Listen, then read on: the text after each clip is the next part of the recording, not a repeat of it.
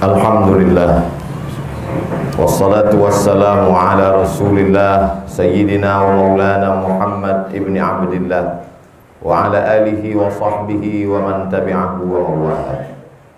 Ashhadu an la ilaha illallah wahdahu la sharika lah, wa ashhadu anna sayyidana Muhammadan abduhu wa rasuluhu la nabiyya ba'dah. Allahumma salli ala Sayyidina Muhammad wa ala ali Sayyidina Muhammad. Qala Allah Ta'ala fil Qur'anil Azim wa huwa asdaqul qailin. A'udzu billahi minasy syaithanir rajim. Ya ayyuhalladzina amanu taqullaha haqqa tuqatih wa la tamutunna illa wa antum muslimun. Wa qala ta'ala fi ayatin ukhra. Ya ayyuhalladzina amanu taqullaha wa qulu qawlan sadida yuslih lakum a'malakum wa yaghfir lakum dhunubakum wa man yuti'illaha wa rasulahu faqad faza fawzan 'azima. Ibadallah, usikum wa nafsi bitaqwallahi wa ta'atihi faqad fazal muttaqun. Hadirin jamaah Jumat yang dimuliakan Allah Subhanahu wa ta'ala. 100 tahun yang lalu kurang 4, tepatnya pada tahun 1926,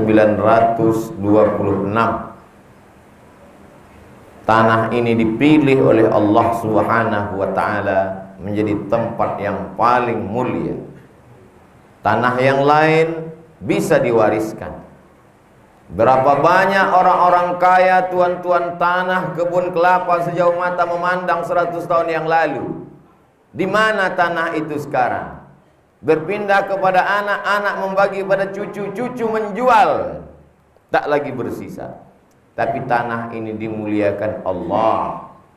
Hampir 1 abad lamanya di atas tanah ini tak pernah putus subuh, zuhur, asar, maghrib, isya, Idul Fitri, Idul Adha, salat istisqa meminta turun hujan, salat kusuf dan kusuf gerhana matahari dan bulan, salat tarawih, salat bermunajat kepada Allah Subhanahu wa ta'ala ditutup dengan witir dan tahajud di tengah malam. Inilah tanah yang dimuliakan Allah Subhanahu wa ta'ala. Siapa yang membuang najis di tanah ini, halal darahnya untuk dipancung, halal kepalanya dipotong, karena dia sudah merusak kehormatan yang dimuliakan Allah Subhanahu wa ta'ala. Inilah masjid batu yang ditegakkan, didirikan pada masa kerajaan Kubu, yang sekarang masuk dalam Kabupaten Kuburaya, Provinsi Kalimantan Barat. Hari berganti, musim berubah, kerajaan bisa jadi tumbang, berganti dengan Negara Kesatuan Republik Indonesia. Orde lama berakhir, berganti orde baru. 32 tahun lamanya tumbang orde baru, berganti masa reformasi. Tapi ada yang kekal abadi, tidak tumbang sampai hari kiamat. Masjid. Pelajaran berharga kita ambil dari masjid batu adalah jangan mati sebelum membangun masjid. Tanamkan dalam diri kita. Itulah mengapa doa keluar dari masjid, Allahumma inni as'aluka min fadlik, beri aku rezekimu ya Allah. Karena orang Islam tidak disuruh berpangku tangan menunggu rezeki turun dari langit. Idza qudiyatis shalah, kalau salat sudah dilaksanakan, fantashiru fil ard, bertebaranlah di atas muka bumi, wabtaghu min fadlillah, cari karunia Allah. Tanamlah tanah itu dengan kelapa sawit, tanamlah dengan karet getah, tanamlah dengan kelapa, tapi hasilnya bukan mengejar dunia, tujuannya untuk membangun masjid. Berbahagialah sultan-sultan, raja-raja, penguasa-penguasa yang sempat dititipkan Allah kekuasaan, lalu dia bangun masjid, kekuasaannya tumbang, kerajaannya berakhir, rezimnya selesai, tapi orang tetap mendoakan. Setetes dua tetes mengalir juga ke alam barzah. Mengalir dia seperti sungai yang tak pernah putus. Amal yang mengalir itu disebut dengan jari. Amal yang mengalir disebut dengan mengalir, jariyah. Ma'akalta fa'afnaita, yang kau makan busuk.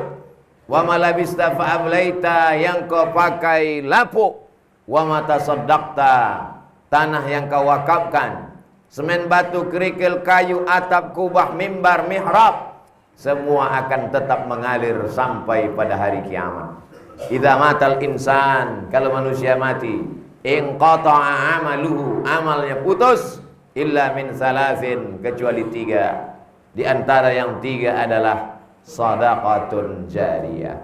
Kalau sempat dia berilmu, ilmun yuntafa'u bihi. Kalau ada anak keturunannya, waladun salihun yad'u lah. Kalau belum sempat membangun masjid, pesankan ke anak-anak, kau mesti kaya, kau mesti berkuasa, kau mesti membangun masjid.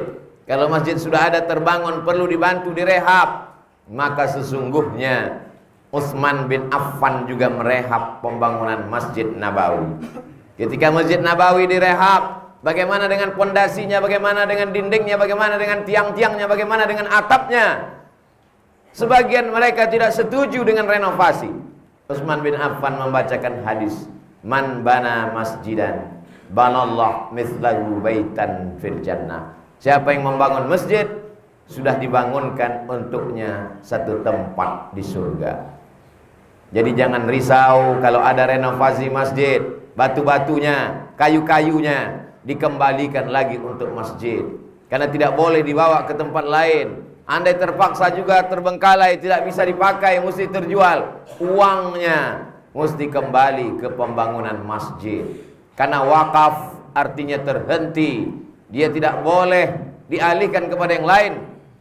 Terhenti dari penggunaan manfaat manusia, dialihkan hanya milik Allah subhanahu wa ta'ala. Itu bedanya dengan infak. Memberi makan fakir miskin, infak. Menyekolahkan anak yatim, infak.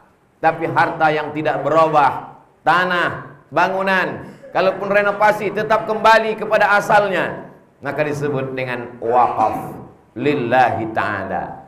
Itulah yang akan menolong di hadapan Allah. Orang-orang yang mati menghadap Allah, masuk ke liang lahat, ketika dia ditawarkan untuk hidup lagi, hai jenazah, apakah kau mau hidup lagi?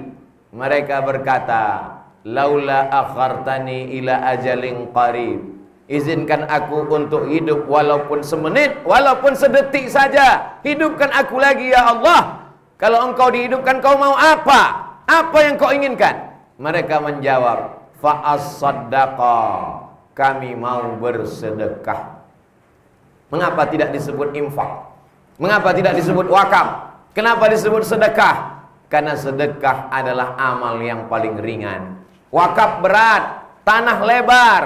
Wakaf berat, semen dan batu. Tapi sedekah yang paling ringan. Kalau tidak sanggup ikut membebaskan tanah, maka sedekah pasti bisa. Likulli sulama minkum sedekah. Mengangkat batu sedekah, ikut gotong royong sedekah, memasang keramik sedekah, memasang atap sedekah. Setiap tulang-tulang yang dipakai menolong agama Allah terhitung sedekah. Duduk menyenangkan hati orang, tabassumika fi wajhi akhika sedekah. Senyummu ke wajah saudaramu, itu pun bernilai sedekah. Kalau kau tak punya harta, senangkan hati orang lain, bantu tolong. Kalau kau punya, maka bisa berinfak. Lebih punya lagi, berwakaf. Itu sajalah yang dapat dibawa menghadap Allah. Yatsba'ul mayyita salasun, yang mengiringi mayat sampai ke kubur ada 3. Yarji'usnani, yang 2 pulang ke rumah. Maluhu, mobil paling mahal, hanya sampai ke pelataran parkir. Setelah itu akan pulang ke rumah, dijual, dibagi-bagi kepada ahli waris. Ahluhu, anak, istri, cucu, menantu, kawan, handai tolan. Dulu waktu kita hidup baik-baik, senyum, tertawa semuanya.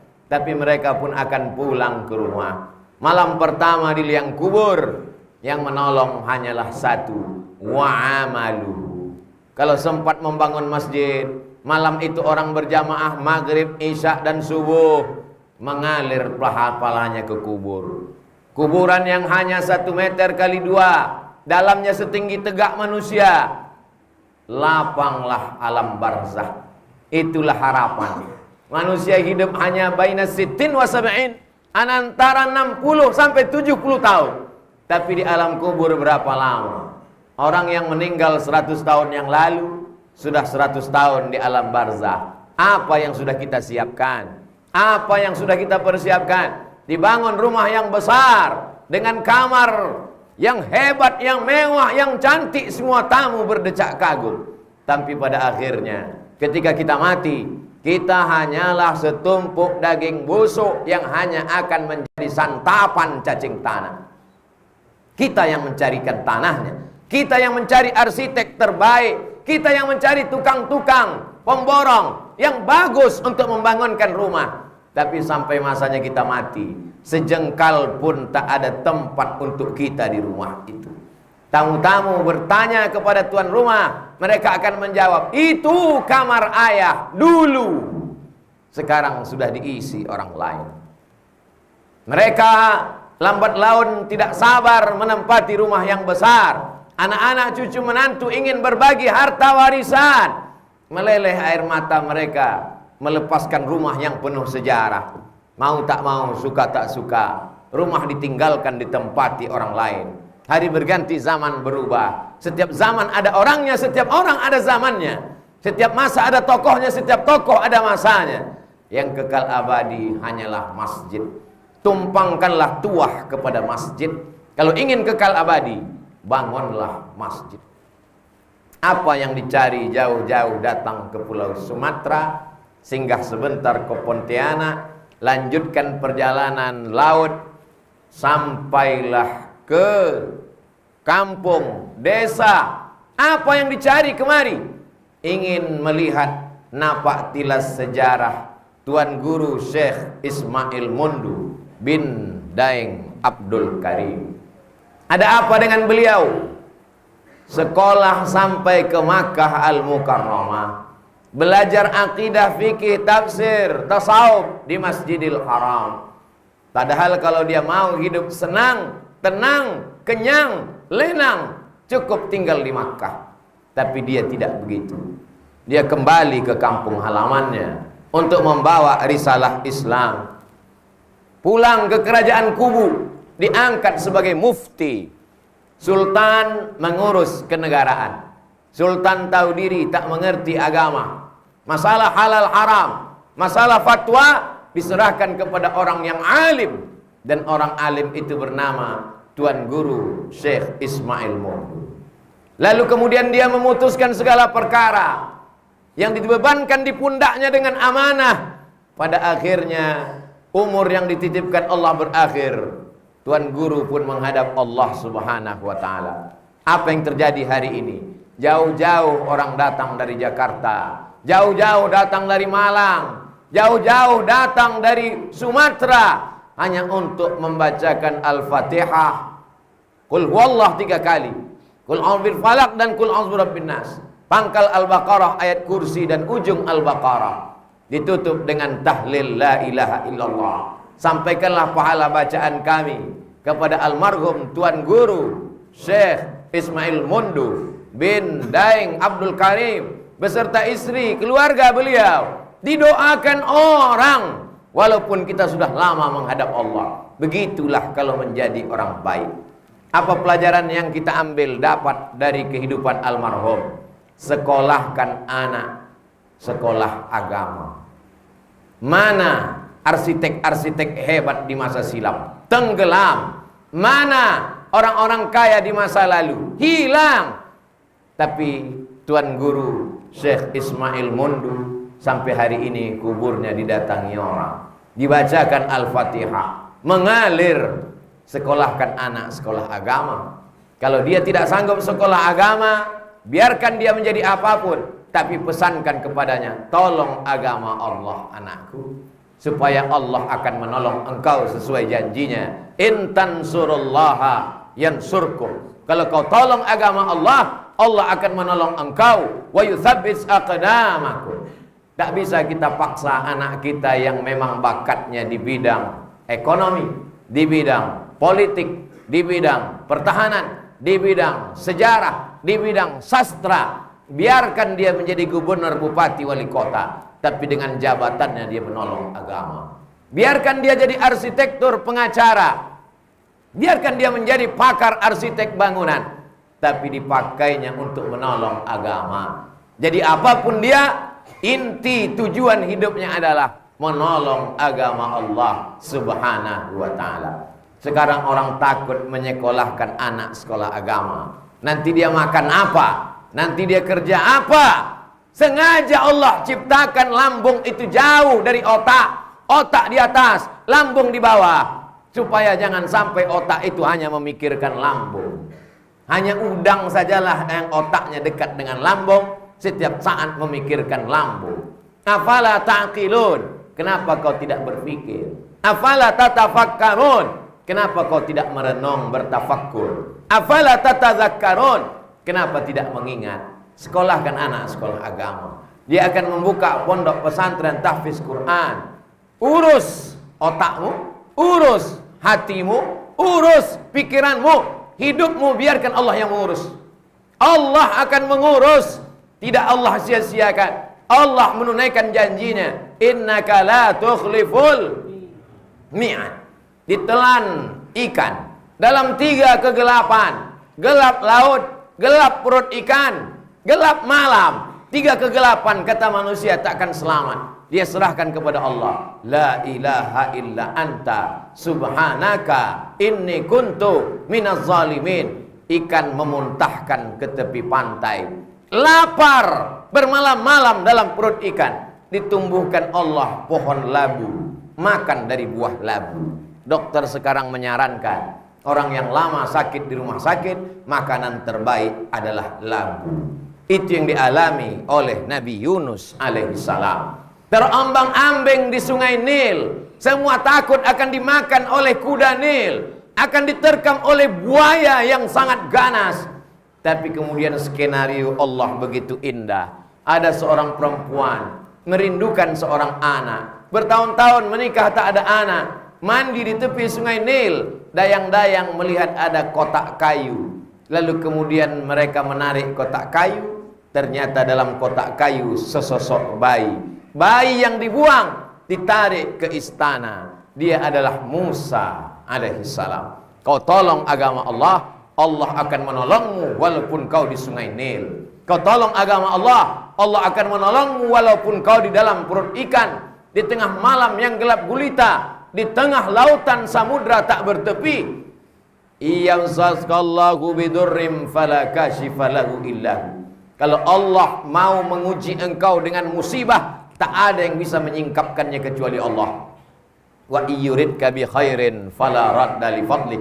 Tapi kalau Allah ingin memberikan sesuatu kepadamu, tak juga ada yang bisa menolaknya. Seluruh dunia mau menangkapmu, seluruh dunia mau membunuhmu, seluruh dunia mau menyantetmu. Kalau tidak, kata Allah, tidak akan terjadi. Seluruh dunia melindungimu, seluruh dunia menjagamu. Semua dukun-dukun, jin-jin, hantu, setan sepakat untuk meyakinkan bahwa kau terpelihara. Tapi kalau mati, kata Allah, mati juga. Itulah tauhid, itulah keputusan. La tataharraku dzarratu illa biiznillah. Tidak akan bergerak satu biji sawi kecuali atas kuasa Allah Subhanahu wa ta'ala. Pelajaran yang pertama, bangun masjid. Pelajaran yang kedua, sekolahkan anak sekolah agama. Yang terakhir, yang ketiga, apa yang bisa kita lakukan meneruskan perjuangan Tuan Syekh Ismail Murdu? Makmurkan masjid, anak-anak kita ajak sholat berjamaah, kita jaga negeri ini, jangan sampai ada yang minum khamar, jangan sampai ada yang berzina, jangan ada makan riba, jangan ada yang terjebak dalam perbuatan maksiat dan dosa. Allah berjanji, walau anna ahlal qura amanu, kalau kampung ini penduduknya beriman dan bertakwa, la fatahna alaihim barakatin, akan kami bukakan barakah-barakah minas sama, dari langit, wal ard, dari bumi. Jauh-jauh kami datang kemari, merenung sejenak dalam tengah perjalanan. Naik speedboat masih juga sulit dan susah. Bagaimana agaknya perjuangan Tuan Syekh hampir 100 tahun yang lalu. Bagaimana tetesan peluh keringat air matanya untuk sampai ke bumi Allah ini. Betapa amal kita selama ini tak ada apa-apanya. Kita menyangka kita yang paling hebat. Tablik akbar ratusan ribu orang di stadion, tanah lapang, hotel, masjid. Ternyata kalau dibandingkan dengan para ulama zaman dulu, kita sedang melakukan mengukur diri, mengukur bayang-bayang. Betapa kita bukan apa-apa dan bukan siapa-siapa dibandingkan gerakan para ulama.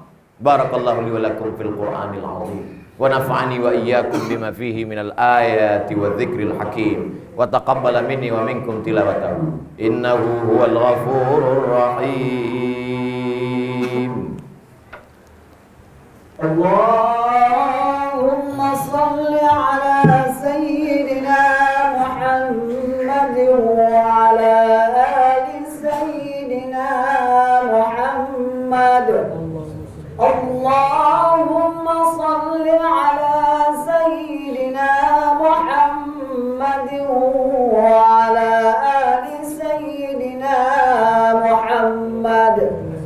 Allahumma salli ala sayyidina Muhammad wa ala ali sayyidina Muhammad. Alhamdulillah wassalatu wassalamu ala Rasulillah sayyidina wa maulana Muhammad ibn Abdullah wa ala alihi wa sahbihi wa man tabi'ahu wa mawala. Asyhadu an la ilaha illallah wahdahu la syarika lah wa asyhadu anna sayyidana Muhammadan abduhu wa rasuluh wa safiyuhu min khalqihi wa khaliluh, addal amanah wa ballagha ar-risalah wa nasaha lil ummah wa tarakana 'alal mahajjatil bayda lailuha kanahariha la yazighu anha illa halik. Allahumma salli ala sayyidina Muhammadin an-nabiyil ummi wa ala alihi wa sahbihi wa barik wa sallim. Qala Allah ta'ala fil Qur'anil azim wa huwa asdaqul qailin. A'udzu billahi minasy syaithanir rajim. Ya ayyuhalladzina amanu innallaha wa malaikatahu yusholluna 'alan nabi.